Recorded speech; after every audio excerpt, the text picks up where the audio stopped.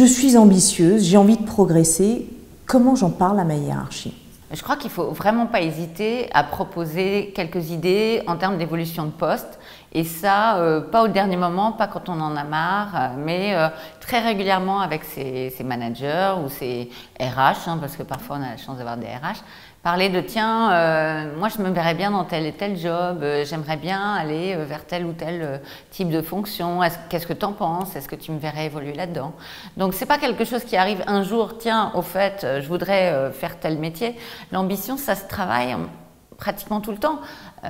Déjà avec soi-même, qu'est-ce que j'ai envie de faire, qu'est-ce qui m'intéresse, quelle est l'étape suivante qui me ferait vraiment me dire que je me développe et qui m'intéresse.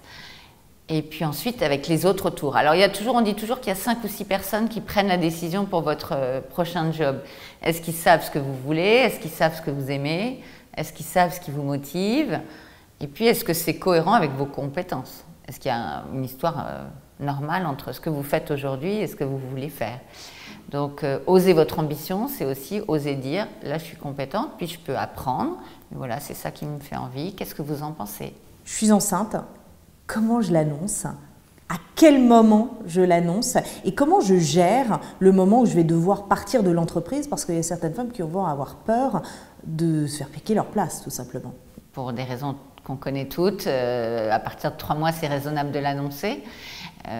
Après, ça devient un peu déraisonnable. Et pour l'entreprise, en général, on dit qu'entre 3 et 4 mois, c'est bien d'annoncer qu'on est enceinte. Alors, première chose, c'est pas une maladie, hein, donc c'est l'annoncer en toute authenticité et presque joie. Je trouve ça extrêmement pénible de voir les femmes s'excuser d'être enceintes. C'est la meilleure chose qui puisse lui arriver, à elle, à son mari, à son enfant, j'espère pour son enfant. Et bon, c'est vrai que c'est pas évident en tant que manager de gérer un congé maternité, mais est-ce que c'est plus évident de gérer un congé maternité qu'un mec qui vient de se plier les ligaments et qu'on a pour 6 mois de chaise roulante? Bon, c'est pareil.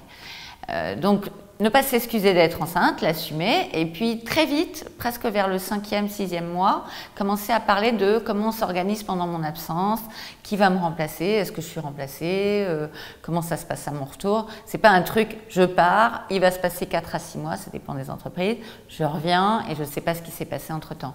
En fait, préparez votre retour avant de partir. Et en général, le faire se passe très très bien parce qu'on prend les hypothèses que je suis remplacée, ben, je prépare mon remplaçant.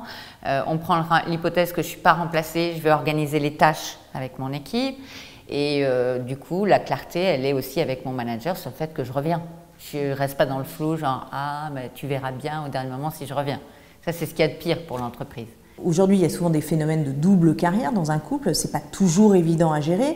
On se rend compte que souvent les femmes renoncent à leur carrière pour laisser place à la carrière de leur mari ou partenaire. Comment on gère ça et comment on anticipe cela pour ne pas justement tomber dans ces pièges? Bon, mesdames, déjà choisissez bien votre mari. Hein. J'ai la petite anecdote d'une jeune femme qui me dit mon fiancé m'a expliqué qu'il n'était pas super intéressé à ce que je travaille, voire que je fasse carrière. Et je lui ai demandé ce qu'elle en pensait. Elle me dit ben c'est pas génial parce que moi j'ai vraiment envie de travailler et de faire carrière.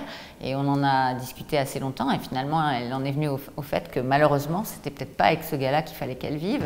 Donc oui, ça c'est pas une mince affaire de se retrouver et ça peut arriver dans l'autre sens d'ailleurs, une femme qui n'a pas envie que son homme fasse carrière, enfin peu importe. Mais si ensemble on n'est pas d'accord sur le fait qu'on va travailler tous les deux au départ, je connais plein de cas où ça pose énormément de problèmes. Donc en parler, en parler, en parler. Tu sais que je vais avoir 2 enfants, 3 enfants, mais tu sais que je ne veux pas arrêter de travailler. Comment on s'organise? C'est pas « Ah, je suis enceinte ». Bien sûr, chérie, c'est toi qui vas t'occuper des enfants. Non, c'est un sujet dont on parle. Et puis après, on en parle tout le temps, on en parle tous les ans, comment on s'organise, les enfants commencent à être grands, comment on se partage les tâches. C'est pas un truc qui est acté et chaque couple a sa façon d'organiser son temps.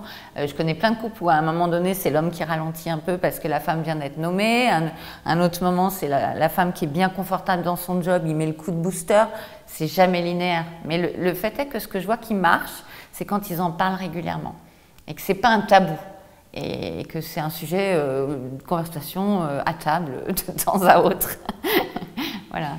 Merci beaucoup Valérie. Merci.